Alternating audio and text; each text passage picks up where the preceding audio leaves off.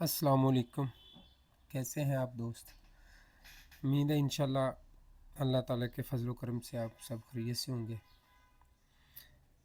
میں آج جناب تھوڑی سی شاعری آپ کے سامنے پڑھنے لگا ہوں۔ سرائکی زبان بڑی میٹھی ہوتی ہے۔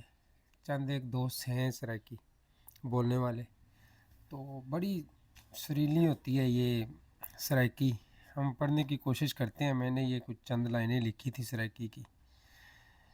شاعر لکھتا ہے جی،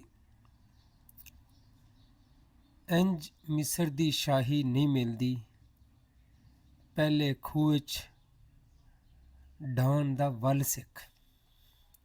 انج مصر دی شاہی نہیں ملدی، پہلے کھوچ ڈھان دا ول سکھ۔ مر گیا تاں دکھڑے مک ویندن، مر گئے تاں دکھڑے مک ویندن، دکھ جیندیاں سہن دا ول سکھ۔ کمال ہے۔ پھر ایک دفعہ پڑھتے ہیں۔ مر گیا تاں دکھڑے مک ویندن، دکھ جیندیاں سہن دا ول سکھ۔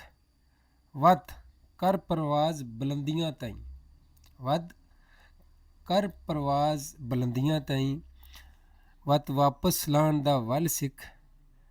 آخری مصرع بڑا کمال ہے، مجھے بہت یہ دل کو لگا ہے۔ سدا سجن حیات نو کول رہندے، نو مطلب نہیں کول رہندے، سدا سجن حیات نہیں کول رہندے، کدی کلیاں رہن دا ول سکھ۔ تو جناب اس میں جو پہلا مصرع ہے وہ بڑا کمال ہے۔ مختصر سے اس پہ ہم کر لیتے ہیں گفتگو کہ آپ نے اگر پرواز کرنی ہے بلندیوں کو چھونا ہے تو پہلے آپ کو ڈوبنا پڑے گا۔ جب کچھ لوگ آپ کو ڈبونے کی کوشش کر رہے ہوتے ہیں ہاتھ پاؤں نہ ماریں بلکہ چپکے سے ڈوب ہی جائیں۔ جب ان کو لگے کہ آپ تو گئے، کام سے ڈوب گئے، تو پھر اللہ کی مدد سے آپ جھمپ کریں اور اتنی بلندی پہ نکل جائیں کہ جنہوں نے یہ سمجھا تھا کہ آپ ڈوب گئے ہیں، آپ کی پرواز اتنی بلند ہو کہ وہ آپ کو دیکھتے ہوئے بھی شرمائیں، بس سر جھکا کے گزر جائیں پاس سے، لیکن وہ آپ کی طرف دیکھ نہ سکیں۔ تو شاید کوئی اچھے طریقے سے نہیں پڑھ سکا، لیکن مجھے بڑی پسند تھی، میں نے آپ کو سنا دی آج یہ سرائکی میں شاعری۔ امید کرتے ہیں آپ کو پسند آئی ہوگی۔